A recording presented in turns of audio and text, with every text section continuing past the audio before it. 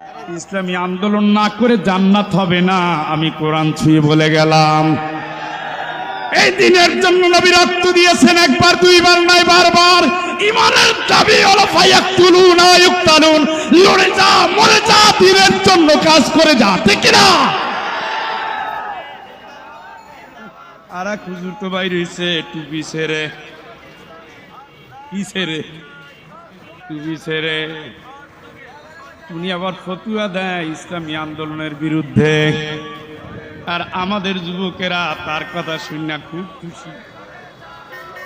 ইসলামী আন্দোলনের বিরুদ্ধে ফতুয়া দাও, আসলে তুমি নবীর বিরুদ্ধে ফতুয়া দাও। কিছু মানুষ এখন কথায় আরম্ভ করেছে যে উঠলে আপনি রাজনীতির কথা বলেন। রোজা রাখা ফরজ মাত্র এক জায়গায় আছে, হজ করা ফরজ মাত্র এক জায়গায় আছে, আর রাজনীতি কোরআন দিয়ে করা লাগবে এটা 903 জায়গায় আছে। আমার নেতা নয়টা রাষ্ট্র আর 9 মাস আগে তখন জয় বাংলা কইতেন, বৈরব থেকে শুনে যাচ্ছে। এখন বিশ্বনবী মুস্তাফা তার আসতে বলবেন, আমার সাথে হাত তুলেন, তোমার নেতা, আমার নেতা, তোমার নেতা।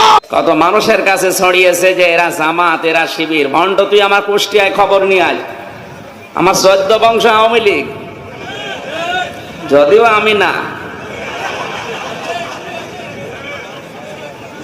আমি কোরআন হাদিস পড়ে যা বুঝেছি, এই দেশে আসলে এই দলীয় এই ব্যানারটা লাগিয়ে মানুষকে এক বেশি করে রাখতে চায়, যেন ওর কথা শুধুমাত্র আওয়ামী লীগ শোনে, বিএনপি না শোনে।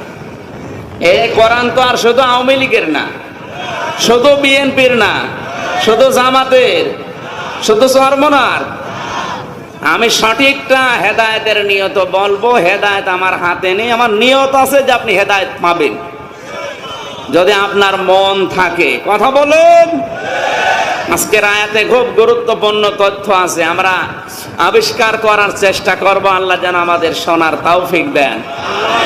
যাদের ব্যবসাগুলোতে ভাটা পড়ে তারা চিন্তা করছে, তো এই আমার পুকুরের এত জিয়ানো মাছ সব তো চলে গেল, তখন তার আমি ওপেন বলছি, বাংলাদেশ জামাত ইসলামীতে আমি যোগ দিয়েছি, আমি করি এই কারণ আমি দেখি এই দেশ চালানোর মতো সৎ এবং যোগ্যতা সম্পন্ন সব সেক্টরে তাদের মানুষ আছে।